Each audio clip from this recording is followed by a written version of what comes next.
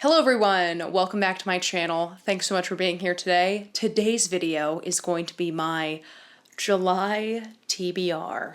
These are the books on the TBR. That's why I'm doing this weird thing. So that's what today's video is. Yes, it is the July TBR. But before we get into the video, I do want to thank the sponsor of this video, which is Likewise. And I also want to say thank you to any of you who have clicked the Likewise link in my descriptions before, because that is what is convincing them to work with me again. So if you don't know what Likewise is, it is an app that helps you find the next thing you might like based off things you've liked in the past. So for me, for example, I might say to Likewise, hey, I really like thriller novels or romance novels, and I really like the book Gone Girl. And then Likewise will say, hey, if you liked Gone Girl, you might like Sharp Objects, in which case they would be right because I love sharp objects. Something else I love about Likewise is not only just that, right, like finding books based off books I've already liked, but also it has this cool community feature where you can put in like questions or ask for suggestions based off of books or movies you've liked in the past. So for me specifically, I could make a community post that says like, hey everyone, I've really been loving water-themed or ocean-themed books. Do you have a recommendation? And then people in the community can leave comments or suggestions down below. So I think Likewise is awesome, and if you'd like to download the app for free, you can use the link in my description and then start setting up your account and start finding your next best read or show or podcast or movie. So thank you so much to Likewise, and now let's get into the books. So we're gonna start with a very, very fun reread. I've read this book once and it was like 5 years ago, and I cannot wait to read it again, and that is The Hobbit. This book has been staring at me the last couple months, and I've been telling it, settle down, I'll get to you in just a minute. But I read this book 5 years ago, absolutely loved it. It was such an adventure. And I personally liked reading The Hobbit more than Lord of the Rings, the trilogy, not because I think that The Hobbit is better, but because I liked the idea of just having one adventure. Like, here's everything you need to know, and this is The Hobbit, right? Instead of the whole trilogy of Lord of the Rings, which is long, and then you finish one, you start another one. So, I don't know. I personally really just loved this compact little adventure, and I'm so excited to reread it. It's been just, you know, elbowing me the last couple of weeks and months, and I'm just so excited to get to it. Next, we have a book that I am so excited for and also kind of nervous for, and I'll explain it in a second, but that is The Deep. Wow, did you see how cool that was? I don't know if you saw it kind of off camera, but I like caught it really well. But that is The Deep. Anyway, so The Deep is a thriller that takes place on the Titanic, this is why I was nervous. I have been studying the Titanic since I was in the 2nd grade. I found a book about it in my elementary school library and have been enamored ever since. So I just love learning about it, but I don't really love the, what are those things called? What is it? Conspiracy theory. I don't like conspiracy theories around the Titanic just because I'm learning one history about the Titanic, and then there's like these other aspects of like, was the Titanic haunted? Were they transporting a mummy? Is that why a few of the guests died? And it's not that that couldn't have happened. It's that my brain only knows the like one version of Titanic I know. And so when there's like these haunted aspects that come up, I'm just kind of like, whoa. Anyway, I say all of that, and yet here I am holding up a book that directly like contradicts the history of the Titanic. Anyway, enough to say that this is a book that takes place on the Titanic, and there's like this haunted entity, and it feels otherworldly. It feels very sinister. And everyone on the ship is trying to figure out what's going on, and then they hit the iceberg. So it is following like the actual history of the Titanic. It doesn't like change the fact that it sinks, I don't think. So I don't know. It's interesting because I'm telling you about these like spooky fake things that have happened on the Titanic, and I'm excited to read it, but then I also don't love the conspiracy theories. What can I say? I don't really make a whole lot of sense. I just know I'm excited for it. And I believe everyone that's told me to read this has really enjoyed it. And there's actually a blurb on the front by the author of Bird Box that says, thrilling, rich, frightening, unsettling, and best of all, told from the heart. And I don't really know what that part means. You know what I mean? Like, is it thrilling? Is it frightening? Or is it told from the heart? I feel like those two things can't coexist, but you know what? Maybe there will be a little romance and a door out at sea. I guess we'll find out. Next up, we have another book on a boat, but this one is a lot less eerie, and that is Float Plan, which, I mean, looks just as summery as I would want it to be. We've got the ocean, we've got a boat, we've got romance. What else does Noelle want right now at this point of her life? Nothing. I don't want anything else. I just want romance and waves. And that's the motto of the summer. Okay. Let me read you the back. Since the loss of her Since the loss of her fiance, I almost said finance, Anna has been shipwrecked by grief until a reminder goes off about a trip they were supposed to take together. Impulsively, Anna goes to sea in their sailboat, intending to complete the voyage alone. But after a treacherous night's sail, she realizes she can't do it by herself and hires Keanu. It might be Keen, but it's reminding me of Keanu Reeves, so I'm going to say Keanu, a professional sailor, to help. Much like Anna, Keanu is struggling with a very different future from the one he had planned. As romance rises with the tide, they discover that it's never too late to chart a new course. I hope that there are ship puns throughout the entirety of this book, because that was quite fun.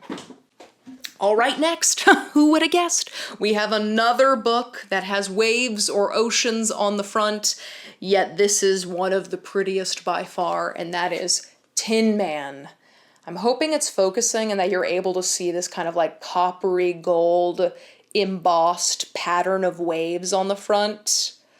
I mean, just that alone, and I'm invested. But then you read the back, and it says, Ellis and Michael are 12-year-old boys when they first become friends, and for a long time it is just the two of them, cycling the streets of Oxford, teaching themselves how to swim, discovering poetry, and dodging the fists of overbearing fathers.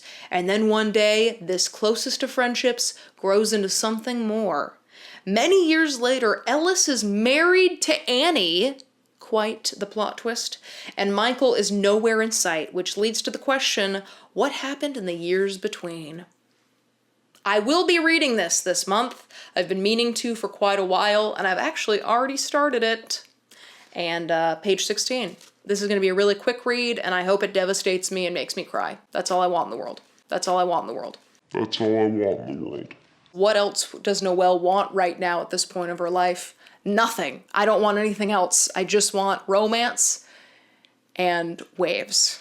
Next up, I want to read Red at the Bone in July, which sounds like a phenomenal book. I literally have only heard fantastic things about this book. I don't think I've ever seen anyone give it under a 4-star, at least from the people that I've seen on YouTube or people who have talked about it online. So I'm really, really excited for this one. It says, an unexpected teenage pregnancy pulls together two families from different social classes. 16 years later, it is the evening of that child's coming-of-age ceremony in her grandparents' Brooklyn brownstone. She is surrounded by loved ones and friends, making her entrance to the music of Prince, an address originally intended for her mother a generation earlier. Moving backward and forward in time, Red at the Bone is the story of these families and how they arrived at this moment and beyond. So that in itself just sounds super interesting, but I literally have only heard good things about this book, and I hear that despite how short it is, it really does pack such an emotional force, and I just heard that it's amazing for so many reasons, but specifically that it's able to pull so much emotion in such a short amount of time. So this is going to be great, and I can't wait. That rhymed. Next up is a book I've already talked about. I talked about it in my book haul just like 2 videos ago, and that is Brene Brown's The Gifts of Imperfection. This is a book that I'm reading with my therapist over the next several weeks. We're going to be doing like a chapter a week, and I'm really excited for it. First of all, because I just hear it's amazing. Second of all, because I hear that Brene Brown has a really good podcast. And thirdly, because it's going to help my mental health. And that's exactly what I'm looking for. So very excited, and also just kind of thrilled to be reading a book alongside my therapist. She asked me to come with questions and comments and notes of my own for every chapter, and it just sounds like a dream. So there we go. All right, the next book is a book that I'm hoping to take a lot from, and that is Do Nothing: How to Break Away from Overworking, Overdoing, and Underliving. I got this book last summer, and it just kind of slipped away from me, but it's something that I feel like I really need right now, because listen up, just like 2 weekends ago, I had nothing to do on a Sunday, which is all I ever wanted, right? I always feel like I have homework to do or work to do or a YouTube video to edit or someone to call. Like I feel like I always have stuff to do. And on that Sunday, I had nothing. I had nothing to do. And I felt terrible. I felt terrible about it because I couldn't just sit still. I felt like I missed a deadline, or I was supposed to do something, or just like, I just felt like I was lazy all day, even though that's all I wanted to do. So I'm hoping this book helps me to just chill the fuck out and to just relax for a second and to allow myself to just kind of be present in the day, not think about what's coming up next, and just sitting there and just doing life. You know what I mean? That's what I hope this book convinces me to do, and I'm excited for it. Next up, we have a book that I am so excited for, but I'm so surprised that I'm so excited for it, because it's not my typical genre. But when I saw it, I was like, oh my, this sounds like an adventure in a cup of tea, and I am so excited for it. And that is Half Sick of Shadows. And the little blurb says, the story of Camelot is hers. Now here's the deal. I've never read the original Arthurian legend. I never even really watched the movie Sword in the Stone. I know that it's about this dude and there's a rock and there's a knife, right? Like I get it, but I don't really know it. And so the fact that I'm so excited for this one is just shocking to me, because it's not something that I like grew up with, and I'm just so excited for a new perspective. But I'm genuinely so stoked. This sounds like such an adventure. I can't tell if it's a retelling or if it's just the original tale from a different perspective. If you've read this, please no spoilers, but please let me know if you enjoyed it and if it was a quick read. I'm a little intimidated by how long it is, but and how small the words are. But nonetheless, it is something that I am quite, I don't want to say excited, because I have been saying that so much in this video, but I am quite thrilled to get to someday soon. And then the last book is a book that I picked up last August, I believe, and I meant to read it like that day because I was so excited, and then I just didn't read it, and so I'm excited to get to it now. There it is. I said excited again. Jesus, I need to find a new word. Anyway, the book is Florence Adler Swims Forever, and what I'm gathering from this book is that it's about this tight-knit family. There's this couple with 2 daughters, and they have this really nice home, but they end up renting it out to vacationers by the beach because they live in Atlantic City. And so they kind of rent it out, and then while they're renting it out, they go and live in this small apartment above their bakery. And so it's kind of like they're living their real lives amidst a bunch of vacationers. And then once the 2 daughters grow up, they return back to Atlantic City, and they see that things at home, or at least one of the daughters sees that things at home are not the kind of like idyllic childhood view she used to have. It just seems to kind of balance this like vacation type of mindset and place, but then pairing it with real life events and real life traumas that this family is living through. And I thought that sounded interesting to kind of like have a vacation spot, but then have like real life shit going on. So it sounds good to me. Again, I've been wanting to read it since last August, so I'm hoping I get to it this month. And if you've read it, let me know what you thought.